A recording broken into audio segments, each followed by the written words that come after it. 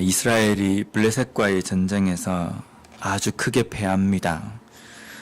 이스라엘 백성들은 하나님의 궤를 앞장 세우면 블레셋과의 전쟁에서 이길 줄 알고 궤를 끌어다가 그 전쟁터 앞에다 내세웠지만 전쟁에서도 대패하고 또 이 하나님의 그 궤도 블레셋 사람들에게 빼앗깁니다. 또 한 가지 제사장인 엘리의 두 아들 홈니와 비나스도 그 자리에서 죽습니다.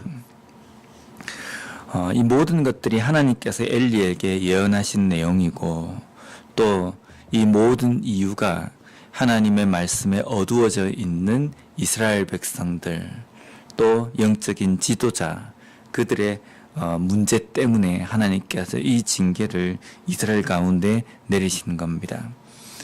어떻게 보면은 지금 이 상황을 우리가 보면은 이스라엘에 아주 큰 일이 일어난 것처럼 우리가 느껴집니다.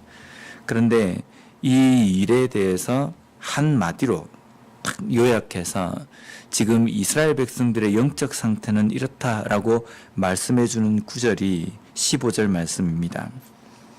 그때 엘리의 나이가 98세라 그의 눈이 어두워서 보지 못하더라. 엘리의 나이가 98세다. 그래서 눈이 어두워서 보지 못했다.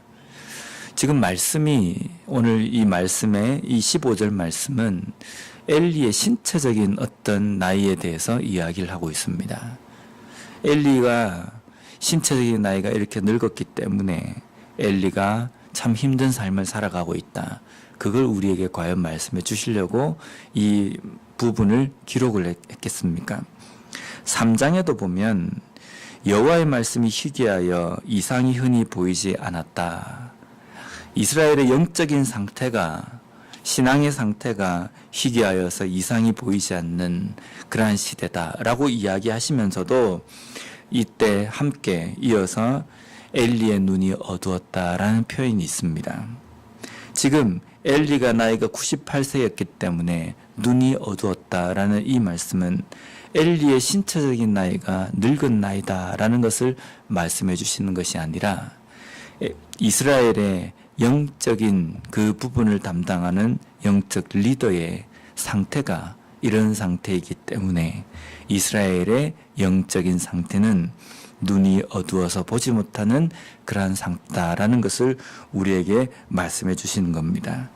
또 아울러 18절 말씀에 보면 하나님의 궤를 말할 때에 엘리가 자기 의자에서 뒤로 넘어져 문 곁에서 목이 부러져 죽었으니 나이가 많고 비대한 까닭이라.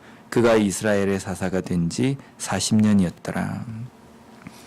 엘리가 죽은 것도 이거 대단한 일인데 엘리가 죽은 것에 대해서 몸이 비대했기 때문에 몸이 둔했기 때문에 그가 넘어져서 목이 부러져 죽었다라고 이렇게 표현하고 있습니다. 우리의 삶 속에서 어쩌면은 우리의 신체 우리가 하나님 앞에 기도할 때에 하나님 내 몸이 뭔가 예전 같지가 않습니다. 좀 둔합니다. 하나님 저에게 건강을 주십시오. 그래서 활동할 때도 아무 어려움이 없도록 해주십시오. 우리가 그렇게 기도를 하는데 그렇게 기도하면서 우리가 우리 자신에 대해서 돌아볼 때 과연 나는 지금 신체적인 이 문제에 대해서는 심각하게 생각하고 있지만 나의 영적인 상태는 어떤지에 대해서도 우리가 돌아봐야 될 것 같습니다. 과연 나의 영적인 영의 어떤 나이를 친다고 한다면 과연 몇 살일까? 나의 영의 어떤 모습은 하나님 앞에 어떤 모습으로 서 있는가? 활발하게 잘 움직이면서 어떤 하나님의 명령이 떨어졌을 때 즉각적으로 이행할 수 있는 그런 영적인 민감함에 내가 살고 있는가? 우리가 그것을 돌아봐야 됩니다. 근데 오늘 이 말씀에는 보면 엘리가 유독 여호와의 궤 때문에 마음을 쓰고 또 여호와의 궤가 빼앗겼다는 것 때문에 엘리가 놀라서 넘어져서 죽는 일이 나타납니다. 이 말씀을 우리가 가만히 보면서 그런 생각이 좀 듭니다. 하나님께서 엘리에게 경고하시고 또 그에게 말씀하신 명심하라, 그리고 하나님께서 말씀하신 그 메시지, 정말 크고 엘리에게는 두렵고 떨리는 겁니다. 어떻게 보면은 하나님의 계가 빼앗긴 것보다 더 크고 더 막중한 것은 이스라엘의 영적인 상태가 어두워졌다는 겁니다. 제사장인 당신 때문에, 영적 지도자인 당신 때문에, 당신이 영적으로 어두워졌기 때문에 당신의 아들들을 제대로 바르게 가르치지 못하고, 또한 그것으로 인하여서 이스라엘 전체에 큰 영향을 미친 것, 어쩌면 그것이 마음에 더 쓰이고 또 영적인 지도자인 엘리의 입장에서는 그것을 더 신중하게 생각을 해야 합니다. 그런데 엘리가 마음에 여호와께로 인하여서 떨렸다, 신경이 쓰였다, 여호와께가 빼앗겼다, 당신의 아들이 죽었습니다 라는 이 소식 때문에 엘리가 놀랍니다. 어떻게 보면 정작 놀라야 할 것은 하나님의 말씀에서 떠나 있는 자신과 이스라엘 백성들 때문에 더 놀라야 하지 않습니까? 우리가 우리의 삶에서도 항상 하나님 앞에 기도하는 것은, 하나님 나에게 이런 부분이 부족합니다, 하나님 나에게 이런 부분이 좀 부족합니다, 이런 것을 기도합니다. 물론 우리가 그것을 하나님 앞에 기도하는 것도 중요하지만은 우리의 삶에 또 중요한 것은 나의 영적인 상태에 대해서 하나님 앞에 내려놓고, 또 그것에 대해서 하나님께 하나님의 말씀을 우리가 들어야 된다는 겁니다. 하나님, 저는 지금 영적인 상태가 하나님의 말씀 앞에서 잘 열려져 있고 잘 들을 수 있고 또 잘 볼 수 있는 그러한 상태로 내가 살고 있습니까? 아니면 몸이 비대하고 그래서 눈도 어둡고 거기다가 잘 듣지도 못하는 그러한 상태입니까? 라는 겁니다. 이 모든 어려운 이 소식을 듣고 비느하스의 아내 엘리의 며느리가 임신을 한 상태에서 아이를 낳습니다. 그리고 그 아이의 이름을 이가봇이라고 이렇게 이름을 짓습니다. 이가봇이라는 뜻은 하나님의 영광이 떠났다라는 겁니다. 하나님의 영광이 떠났다. 그러면 하나님이 함께 하시지 않는다, 이런 뜻입니다. 근데 이 이가봇이라는 이 단어의 반대말은 쉐키나라는 뜻입니다. 솔로몬이 성전을 짓고 난 다음에 그 성전을 향해서 하나님 앞에 기도를 합니다. 기도를 할 때 하나님의 영광이 그 성전에 임하는 것을 표현할 때 쉐키나라고 이렇게 이야기합니다. 하나님의 영광이 떠났다. 하나님의 영광이 이곳에 함께한다. 그런데 우리가 다시 한번 생각해 봐야 될 부분은 뭐냐면, 우리가 하나님에 대해서 우리가 이야기할 때에 무소부재라는 말을 쓰지 않습니까?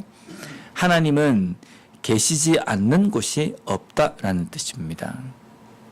하나님께서는 이스라엘 백성들이 하나님의 말씀에 떠나 있을 때도 이스라엘 백성과 함께 하셨습니다. 하나님께서는 엘리의 두 아들 그 제사장들이 성전에서 못된 짓을 할 때에도 하나님은 거기에 함께 하셨습니다.